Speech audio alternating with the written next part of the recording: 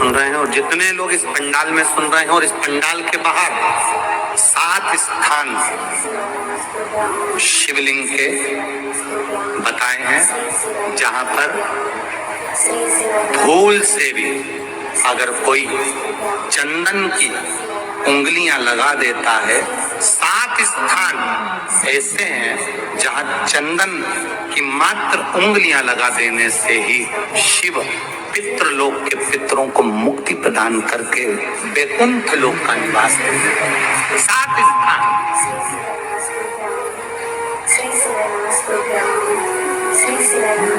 और वो 7 स्थान जो चंदन के बताए गए हैं, पहला भगवान देवाधिदेव महादेव के शिवलिंग पर चंदन का लेपन, समझ लेना जरा बहुत अच्छे से। आपको लगता है स्वप्न में कोई मुर्दे दिख रहे हैं या कोई जल रहा है या कोई मर रहा है या कोई चला गया है, ऐसा भय लगता है।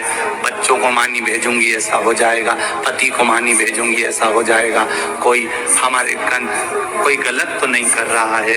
आपको लगता है 7 स्थान चंदन के बताए महाराज। पहला शिवलिंग,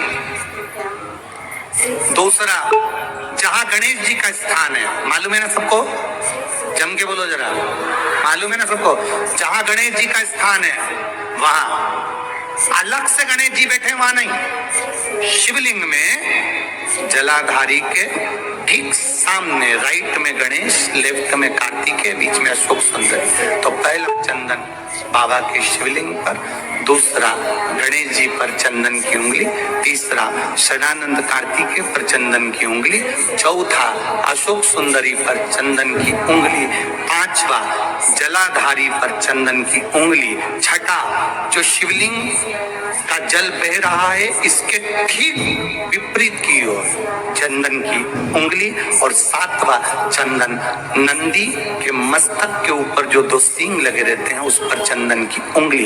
ये कब लगाई जाती है? या तो अमावस्या के दिन। आपको लगता है कि हमारे पूर्वजों का उद्धार नहीं हुआ, हमारे पूर्वजों का कल्याण नहीं हुआ, कहीं अधोगति में कोई चला गया है, उसका बस एक बार, रोज नहीं जरूरत है, प्रतिदिन जरूरत ही नहीं, महीने में एक बार अगर अमावस्या के दिन भी आपने चंदन के थोड़ा सा चंदन अगर मेरे देवाधिदेव महादेव को 7 स्थान पर समर्पित किया है। अशोक यहाँ पर वर्णन कर रही है, मैना, धन्य और कला की कथा कह रही है। तीनों ने सनकादि ऋषियों से मांगा। चंदन भगवान को अति प्रिय होता है और चंदन ही एक ऐसा होता है जो पितरों को भी प्रिय होता है, जिसका स्पर्श मात्र लगने से पूर्वजों का कल्याण हो जाता है, वो चंदन है। तो आप लोग जो पशुपति व्रत कर रहे हो या कोई भी उपास करते हो, कई लोग कहते हैं हमने करा नहीं हुआ, क्यों नहीं हुआ? उसमें हमारी गलतियों को मैं चाहता हूं। ये देखिए,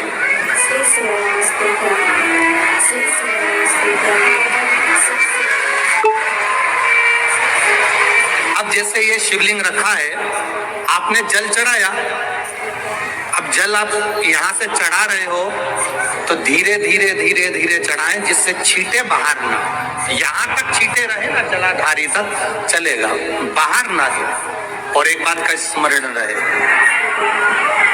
यदि बेलपत्री, फूल, पत्ती जल चढ़ाने के बाद ये सब अगर नीचे गिर जाए, जलाधारी पर गिर गया या नीचे उतर गया, तुम्हारा पूरा जल चढ़ जाए, तुम्हारे पास में चंदन नहीं है, अबीर नहीं है, गुलाल नहीं है, कुछ भी नहीं हो, तो भी अपने हाथ की 3 उंगलियों से रेखा 3 खींचकर और फिर जो माला आदि भगवान की रखी थी उसी से भगवान का वापिस पूरा श्रृंगार कर फिर वापिस आइए, भगवान को पूर्ण श्रृंगार